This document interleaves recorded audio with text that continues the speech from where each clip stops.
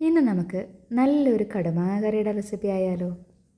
സദ്യകളിലൊക്കെ ഒഴിച്ചുകൂടാനാവാത്ത ഒരു കറിയാണ് നമ്മുടെ ഈ കടുമാങ്ങ കറി.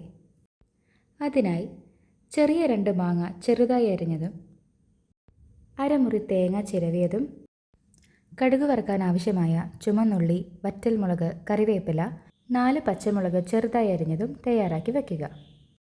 ചൂടായ എണ്ണയിലേക്ക് കടുക് താളിച്ച ശേഷം ചെറുതായി അരിഞ്ഞു വെച്ച ഉള്ളിയുമിട്ട് നന്നായിട്ടൊന്ന് വഴറ്റുക.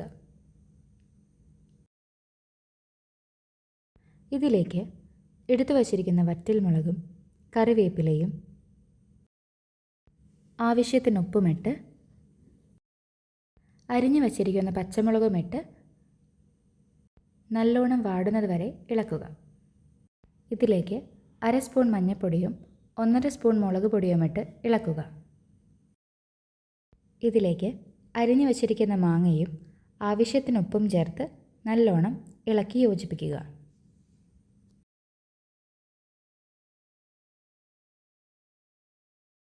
ഉടനെ തന്നെ മാങ്ങ മുങ്ങിക്കിടക്കാൻ ആവശ്യമായ വെള്ളവും ഒഴിച്ച് വേവിക്കുക.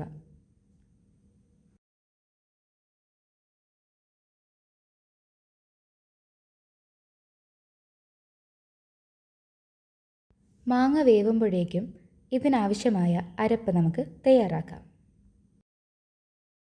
ഇതിനായി എടുത്തു വച്ചിരിക്കുന്ന തേങ്ങയും 1 സ്പൂൺ കടുകും ആവശ്യത്തിന് വെള്ളവും ഒഴിച്ച് വെണ്ണ പോലെ അരച്ചെടുക്കുക.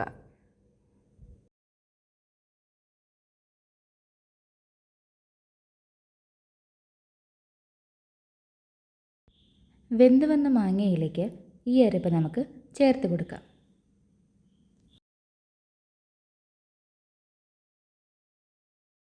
അരപ്പ് ചേർത്തതിന് ശേഷം നല്ലോണമെന്ന് ഇളക്കി യോജിപ്പിക്കാം.